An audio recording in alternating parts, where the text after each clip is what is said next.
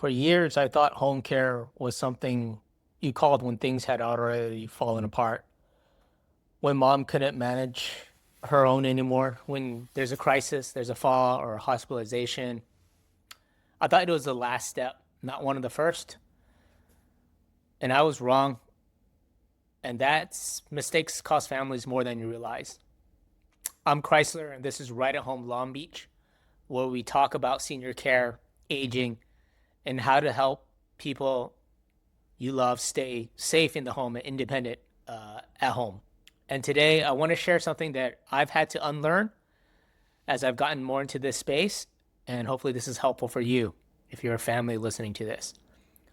So, let's start with where this belief comes from because it's not irrational. Most of us only hear about home care in the context of a crisis.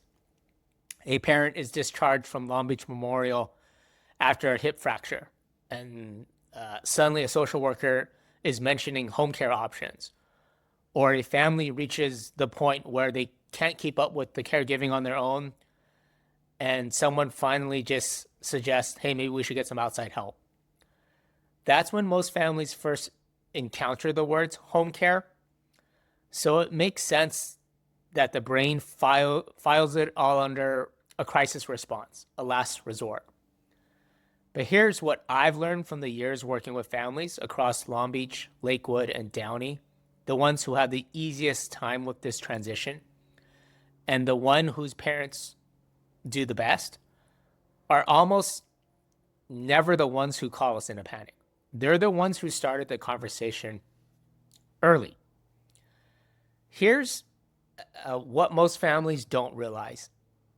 Research from the National Institute on Aging shows that seniors who receive consistent support with daily tasks, things like bathing, meals, medication reminders, are significantly more likely to remain in their homes longer than those who don't. Not because the caregiver is doing everything for them, but because really having that consistent presence helps catch problems early. A caregiver who's there 3 times a week notices when something isn't right, or when someone isn't eating right, or their balance seems off. Something has changed. That kind of early awareness is genuinely protective.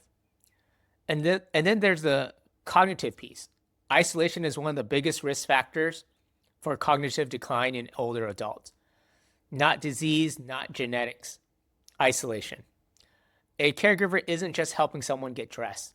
They're providing conversation, engagement, routine. And for seniors, particularly seniors living alone, that matters more than most families give it credit for. Now, this is the part where I usually see families get confused. People hear all of this and say, okay, but my mom is fine right now. You might be saying that to yourself right now. She doesn't need anyone. And I understand that instinct. I really do. I'm the same way. It comes from a good place. Families don't want to insult their loved one or their parents' independence. They don't want to suggest that someone can't manage. But really, here's the thing. Starting home care early doesn't mean your parents or parent can't take care of themselves. It means you're being intentional about how they age instead of being reactive. Think about it this way. You can't or you don't wait until your car is broken down on the freeway to change the oil. You do it ahead of time because the cost of prevention is nothing compared to the cost of a breakdown. And with aging, the breakdown usually looks like a bad fall, a hospitalization, or a family that's suddenly exhausted, overwhelmed, trying to figure out care in the middle of a crisis. I've had that conversation with families in this situation, and it's one of the hardest. Not because there are no options, there are always options, but because when you're scared and exhausted, the decisions you have to make feel enormous. It's anxiety inducing.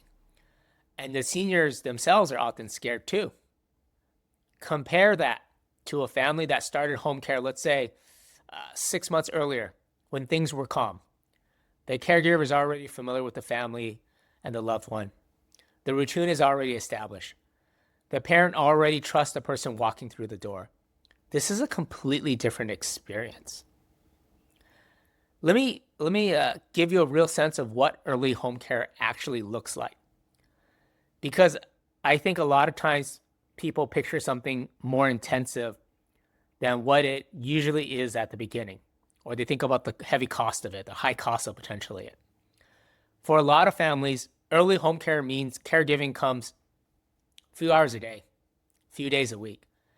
Maybe they're helping with meals, some light housekeeping. Maybe they're there for companionship or a wellness check. Or maybe they're simply driving mom to her Kaiser appointment in Downey or her hair appointment on a Thursday afternoon. It's nothing dramatic. And it's not meant to take over someone's independence. It's there to support it. It's just a little reliable support woven into a person's week makes a really big difference. And because it starts small, it scales naturally. If and when a senior does need more help, the relationship is already there. The trust is already there. Adding a few more hours is more of a conversation, not a crisis. I also want to say something that doesn't get talked about enough, which is what this does for the family, not just the senior. Family caregivers, adult children who are managing their parents' daily care on top of jobs and their families, are burning out at rates that are genuinely alarming. The National Alliance for Caregiving found that more than 40% of family caregivers report high levels of emotional stress, and the ones who are most stressed and overwhelmingly the ones really doing it alone without any outside support. You could search for it yourself or join a Facebook group about caregiving and support for caregivers. Early home care isn't just good for your parent, it's good for your relationship with your parent, is really what I'm trying to say. It gives you back the ability to show up as a son or a daughter, not as an exhausted caregiver or a case manager. That's something I've seen play out over and over, and it matters. At Right at Home Long Beach, one of the first things we do when we sit down with a family is figure out where they are right now, not where things have to be before they call us. Because that question, is it too early, is almost always worth exploring sooner than families think. So if you're in Long Beach area or even some of the surrounding cities and you're curious about what early home care could look like for your family, we're happy to have that conversation. If this video reframed anything for you, and I hope that it did, that home care doesn't have to be the last call you make. It can be one of the first good decisions. As always, if you found this helpful, please hit subscribe, hit like, comment, share it with someone who might need to hear it, because it really does help more families find this information when they need it most. So I'll see you in the next one.